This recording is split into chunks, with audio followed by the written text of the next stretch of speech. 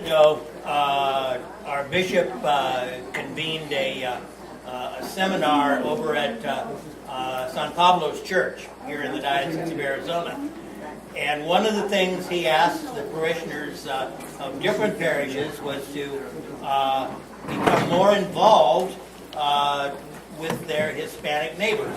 That's particularly appropriate for us because our church is located in a predominantly Hispanic neighborhood, and yet we have very little contact with that Hispanic community. So what we're doing, Bobby Laffert and I have been doing a series on essentially Hispanic language and Hispanic culture. Well, we're going to do strictly culture this week and next week. And there are a number of things that we've got to cover in fairly short order. And to help me primarily, I brought some photographs, and hopefully it'll cut down on my droning because it'll give you something to focus on here. Last week we talked about the antecedents and the long-term involvement of Spain and New Spain, which was later renamed Mexico, here in the American Southwest and the influence that it's had. And we talked about Columbus coming here and or coming to the Western Hemisphere initially in 1492, and then he made 4 different voyages in which he not only brought a whole lot of stuff that was new to the Western Hemisphere, he took a whole lot of stuff from the Western Hemisphere back to the Eastern Hemisphere. Now, today we're going to be talking specifically about one of the 3 major, what they call entradas, the combination military and religious entrance into Spain that was mandated by the King of Spain. And we'll be talking mostly about New Mexico. There will be some references to Arizona, and then next week we'll get California involved, because it's all part of the whole. This is not about Spanish military conquests, which were also called entradas. Rather, it's a look at the Spanish acculturation that occurred because of the comparatively quiet efforts of Spanish immigrant farmers and ordered clergy. By ordered clergy, these are clergy who were members of monastic orders, like the Franciscans and the Jesuits. We will not be focusing on the oft-perceived differences between Anglo and Spanish, Nuevo España and Mexican cultures, i.e. skin, color, language, taste in music, etc. But we will be looking at the overlooked and rarely perceived similarities, what we call the cognitive relationships. That means things that are the same in both cultures. As it were, in that spirit, we will focus on agricultural practices and food, core religious beliefs and liturgical practices, and the extensive use of surprisingly similar artwork and practices in both cultures, the Anglo culture and the Hispanic culture. This is not about them and us. This is about us and us. Okay. The picture that you're looking at is in northern New Mexico. It's not far from the Rio Grande River. And these peaks were spotted by members of the Coronado expedition in 1540, a very long time ago. And on the right-hand peak, you can see a series of scars on the face of the mountain that form a cross. There are 3 crosses on these mountains, and they are called the Truchas Peaks. Truchas means trout, because of the streams that were fed by these snows contained trout, which were familiar to the Spanish because they had trout species in Spain also. So what were the Spanish taking back to Europe in their first 100 years in the Western Hemisphere? And I say that in the first 100 years, before settlements were established in what is now the United States, the Spanish had been in the Western Hemisphere for almost 120 years. It's a long time. So what kept them coming back? Well, they were taking a lot of things back to Spain that were very, very valuable. Precious metals we all know about. They took silver and gold. In the early 1500s, the Spanish discovered a great silver lode further south of us in Mexico, in Zacatecas. And that silver lode produced approximately 25% of the wealth of colonial Spain. Now, put that in perspective, at its height, in the mid-1500s and into the early 1600s, the Empire of Spain was the largest that the world had ever seen. It was larger than the Roman Empire, it was larger than the Byzantine Empire, it was larger than the Greek Empire, it was larger than the Islamic Empire. It was huge. It covered Central America, South America, and the southwestern portion of the United States, as far north as Sacramento in California. It was absolutely massive. So 25% of the wealth that was coming out of there was coming from the silver mines in Mexico. Another 25 to 30% was coming from animal hides. And the Spanish brought over cattle, sheep, hogs, all of the things we considered domestic animals, including chickens. None of those existed in this hemisphere before the Spanish arrived. And so they would breed them here in the Western Hemisphere and use the meat to sustain their burgeoning population, and take the hides and the wool and things and ship them back to Spain. The other thing that they were taking back, which comprised about another 25 to 30% of their wealth, was cochineal. How many of you know what cochineal is? Okay? Cochineal was providing approximately, at today's prices, $1.25 billion of revenue a year for the Spanish government. That's a bunch, even by today's standards. So what is it? Well, you see that white stuff on the cactus. That's a prickly pear cactus. And underneath that white foamy stuff is a little bug, which is called a cochineal. It's a scale bug.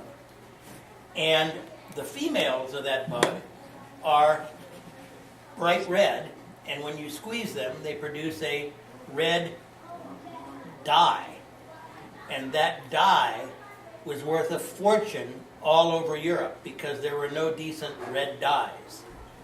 And so the Spanish, using essentially slave labor, would gather these little white dots one at a time and send back 73-gallon barrels of these little bugs to Spain, and then they were sent in turn to Italy and all over. Now, interestingly enough, you talk about connections that go over time. Let me get my bucket over here. You need your bucket? I want to show you, yeah. I'll get it. Your bucket. This is my bucket. Right here on our own property, we have several prickly pear cactus of the variety Santa Rita. And on that, I'll be very careful with these things. Okay.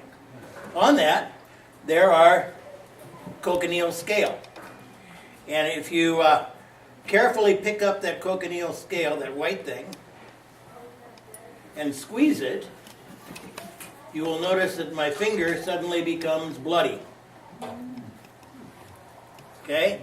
That is the dye that comes from the female of the cochineal scale. Now, if you can imagine this, to hand pick all of these things off countless cactus and pack them into 73-gallon hogshead barrels and ship them on a caravel back to Spain and produce the equivalent revenue of $1.25 to $1.5 billion a year You're talking about a lot of cactus, folks. Okay, but that was one of the products that Spain took back to the New World, or to the Old World. The other thing they took back were some vegetables that didn't grow in Europe at that time, or Africa, or in that entire hemisphere. One of them was squash. The Native Americans lived primarily on what anthropologists called the CBS combination, corn, beans, and squash. Those were the primary vegetable substances that were grown throughout the hemisphere in Aztec times and beyond. And the other thing that they found here were tomatoes and potatoes. And let's see.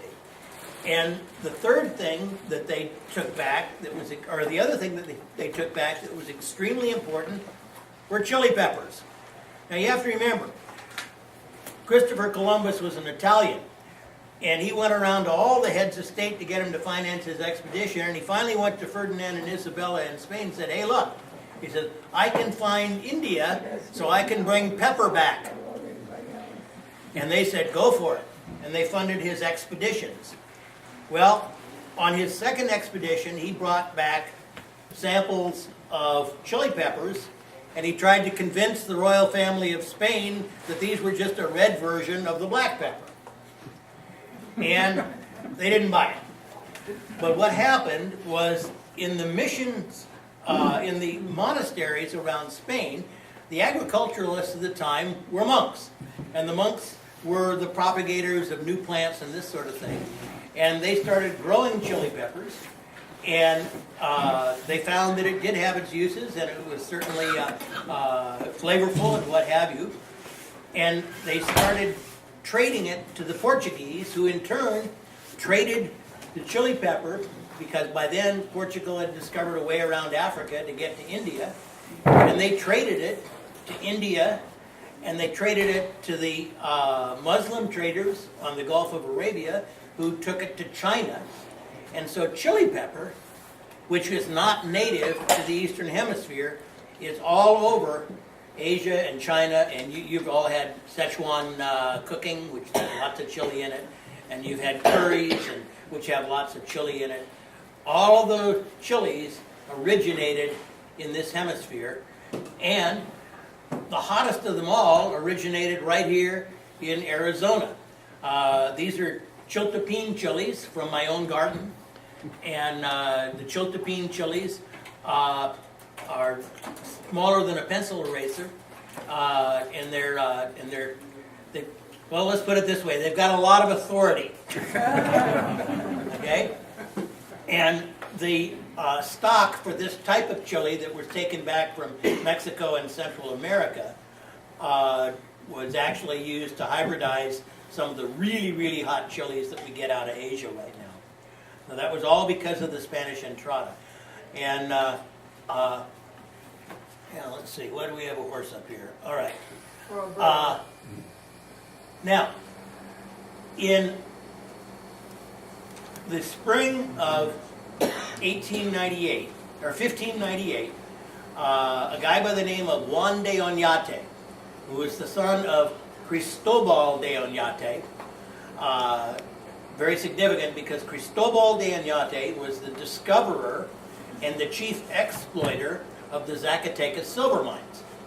So young Juan de Oñate had a lot of money and not a lot to do with it, and he wasn't interested in silver mining, so he got his dad to introduce him to the royal family of Spain, and he got permission for an entrada, which is an official, regally ordered entrance into new territories. And he wanted to go up into the territory that even then was being called Nuevo Mexico, New Mexico. And essentially, over a 3-year period, he gathered up 7,000 animals, 500 people, 50 soldiers, and 8 Franciscan friars. And he headed up the Rio Grande, and essentially using burros and horses and about 80 different carts that were dragged by oxen, all the way up past present-day Espanola, New Mexico, into a section of the Rio Grande Valley, and he set up a town called San Gabriel, okay, named for the Archangel Gabriel. And with him, he took about 1,000 sheep. This was the beginning of the sheep industry in southwestern United States, mostly in New Mexico and Arizona. Okay. The stock from these sheep were spread all over. This picture that you're looking at is kind of interesting. It was taken about 5 miles from the church here. It was taken 3 years ago, or 2 years ago, 2.5 years ago. And that is a flock of about 800 sheep that was crossing the Salt River. And it was being driven on foot, not by truck. They were brought by truck down to the US 60 at the Signal Butte exit. They walked them up Signal Butte. They stationed them just south of Usery Park. They walked them up through Usery Park to the edge of the Salt River, and the following day they walked them through the water and took them all the way up to the White Mountains. This is called a sheep drive, and the trail that they followed is a sheep driveway. And that particular trail was actually developed by the Spanish settlers in the 1700s. All right? It's still there. Now, this was the last sheep drive in Arizona to come out of this area. The owner of all the sheep left, but during that drive, it was interesting because all of his shepherds were Spanish speaking. From South America. From South America, right. Now, the burros carried all the supplies. They didn't truck supplies on this particular journey of a month and a half. The burros carried the supplies, and the burros knew the route so well that they didn't even have harnesses on them. The other thing that the Oñate expedition brought were lots of different plant materials. And I've got a list of what is shown up on the manifest of the Oñate expedition. 7,000 animals: cattle, oxen, goats, hogs, chickens, horses, mules, donkeys, and sheep. Then wheat, barley, artichokes, cabbage, cucumber, lettuce, peas, carrots, garlic, onion, radish, turnips, fava beans, garbanzos, lentils, vetch, apricots, cherries, peaches, plums, grapes, melons, watermelons, and chilies. Now, we'll get to those last 3 items in a second because those are kind of a non sequitur here. But all these other items were completely new to the Western Hemisphere. Things that we take for granted today in our diet,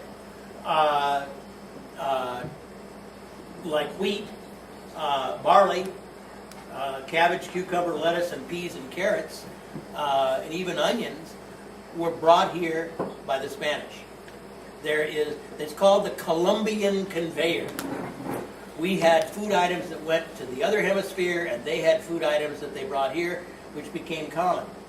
Now, when the Oñate expedition arrived at San Gabriel, they were talking to the local Pueblos, and they saw the Pueblo Indian gardens, and they noticed that melons and watermelons were growing in that garden, in those gardens. This is very interesting because melons and watermelons come from North Africa and the Arab countries and the Arabian Peninsula. So how did primitive Pueblo natives on the Rio Grande in 1598 come up with seed to grow melons? Well, the answer is the fact that you have to remember the Spanish had been here for 120 years by that time. And they had been bringing foodstuffs into what is now Mexico. And the Native Americans in Mexico really got into the melons. They loved them. And they would trade with their brothers and sisters to the north And the brothers and sisters to the north would trade them chili for melons. All right? And so the melon seeds got to northern New Mexico before the Spanish did. Kind of interesting. Chilies were the other thing that Oñate carried in his expedition, and chilies were not native to northern New Mexico. So this is kind of another non sequitur. Chilies grow better further south. They can grow in northern New Mexico, and they do to this day. One of the most famous chilies on the market, the Chimayo chili, comes from northern New Mexico. But it comes from stock that had been brought up by the early Spanish explorers and introduced. When it was introduced to the Native Americans, they loved it. And so it became very popular. Today, the state of New Mexico has declared the chili as its state vegetable. And it represents the largest single agricultural crop in the state of New Mexico. They ship their chili all over the world. You've seen ads in the local papers for Hatch Chili. Hatch is a village in southern New Mexico that grows tonnage of chili. And, let's see.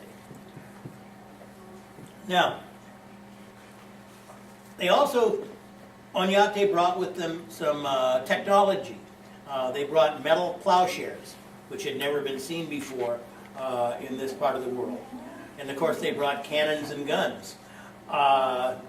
And their 500 settlers introduced some technological improvements. Number one was the process of irrigation canals called acequias.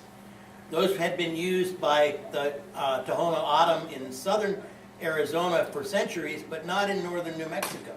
So they developed the whole concept of the mother ditch, the main canal that irrigation water could be bled off of. They introduced a primitive oven called the horno. You may have seen them. They look like beehives, the beehive ovens. That was introduced by the Spanish. Those were not Native Americans. The Native Americans loved them, but the Spanish had to have it because they were growing wheat, all right? And the wheat was one of the uses of the wheat was to make communion wafers. And so they had to have their ovens to make it, and so they brought with them the horno, or the beehive oven, which was actually something that had been given to the Spanish when the Moors, the Arabs, had invaded Spain and occupied it for 650 to 700 years. And the other thing that the Spanish brought to this part of the world, which is kind of surprising, is adobe. The Native Americans constructed all of their penthouses with rock.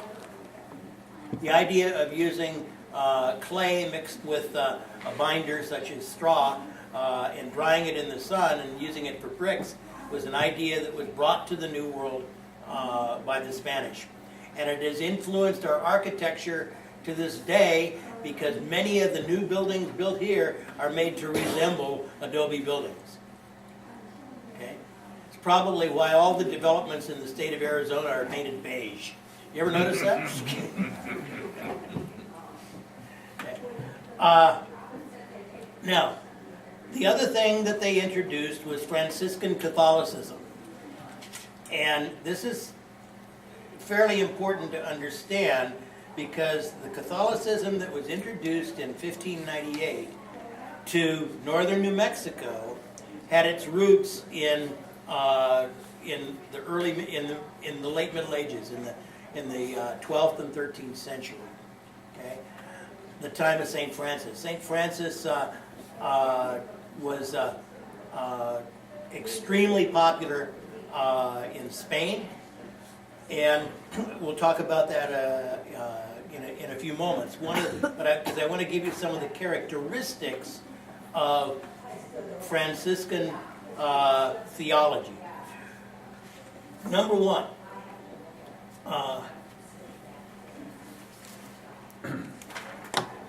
they were devoted to members of the Holy Family. And in their artwork, you will see numerous representations of the Holy Family. The central figure in this photograph is called Jesus the Nazarene. Down on the right-hand side is a statue of St. Francis. And he's wearing a blue robe. Well, why is that? Because Franciscans, as you know, wear brown robes. He's wearing a blue robe because the Franciscans of that time were devoted to a theological concept called the Immaculate Conception of Mary. So they were Marian in their outlook, and in devotion to Mary, they wore her color, which is blue. Okay? On the other side, over here on the left, in the lower left-hand corner, is a figure holding a child. Okay, that's okay. That would be Saint Joseph, or excuse me, not Saint Joseph. That's Saint Anthony, who was one of the followers of Francis. And then up above Francis is a fellow with a crown on, also holding a child, and that's Saint Joseph. Remember the Holy Family, the earthly father of our Lord. And then in the top center is the Blessed Virgin, shown in her aspect as the Virgin of Guadalupe, which is the only appearance that is recognized by liturgical churches in North America as being a legitimate appearance of the Blessed Virgin in the Western Hemisphere. Up on the upper right is a fellow holding some scales, some legal scales, and with his head or his foot on a very strange-looking animal. That's Saint Michael the Archangel. Okay? And the thing that he's got his foot on represents the devil. And then over on the other side is the Archangel Gabriel. It's appropriate we're doing this today because today we're celebrating All Saints' Day. So we're just looking at All Saints here from a little different perspective. Another member of the royal family, recognized with the Spanish, is called El Santo Niño de Atocha. Atocha is a village in Spain, and there's a statue that looks rather a lot like that particular depiction. And during the Moorish occupation, the Moors imprisoned all the male members of that village, of Atocha. Stuck them in prison, and they didn't feed them or give them water. They were about to die when one evening a child appeared in the prison carrying a gourd, the thing you see up in the right hand, full of water, and a bucket full of food, and he fed all the prisoners. And he had to go back and forth to wherever he was getting the food and water so many times he wore out his shoes. Well, the people of the village noticed the next day that their statue of the church, the shoes on it had worn out. So they started making shoes for the statue, and every night they'd come back in the morning, and the statue had been worn out. And he sustained the male members of that village until the Moors finally left. So they are also devoted to, the Franciscans are devoted to the Passion of Christ. And so you see many different kinds of artwork all over the American Southwest. They're a little gorier than the ones we normally see, but they are trying to point out the reality of essentially Jesus' execution and what the resurrection means to us and at what price the resurrection was bought.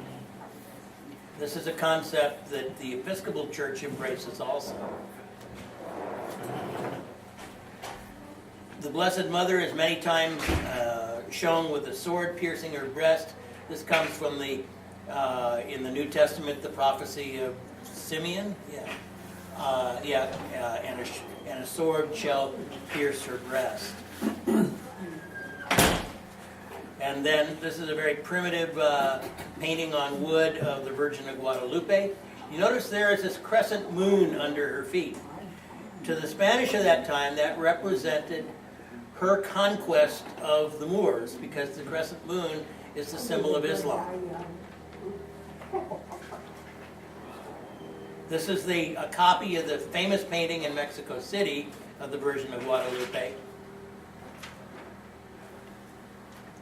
And this is one here in Arizona at one of our neighboring churches, done in tile. And this is one in California that's cast out of concrete. And this is one on the side of a retail store in Albuquerque. And this is one in a little prayer niche, also in Albuquerque. And then this is another version. On the left is a carved version of the Virgin of Guadalupe. And the lady in the middle is a modern representation called Our Lady of the Advent.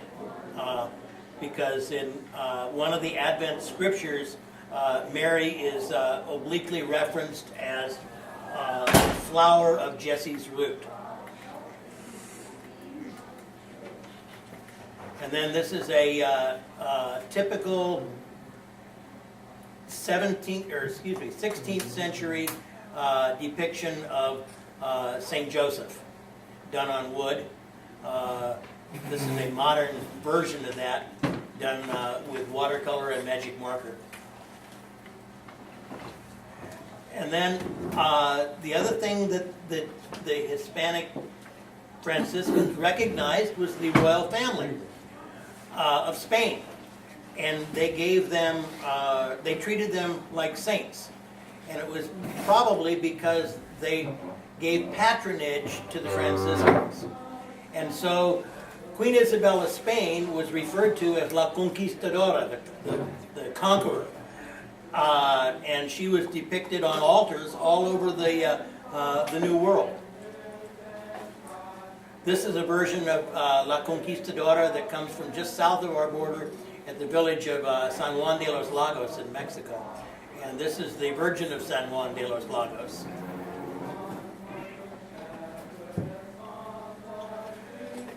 And the other thing that they were fond of were the patron saints of Spain. And this is a version of Santiago, St. James. And Santiago, the actual St. James, is buried in Compostela in Spain. And pilgrims during the Middle Ages from all over the known world would trek to Compostela to pray at the tomb of St. James. And he became the patron saint of Spain. And he was also engaged in a number of different battles with the Moors, and appeared and is shown as a warrior in this particular carving. And then this is the patron saint of Madrid. Anybody know who that is? It's San Isidro. He's a farmer.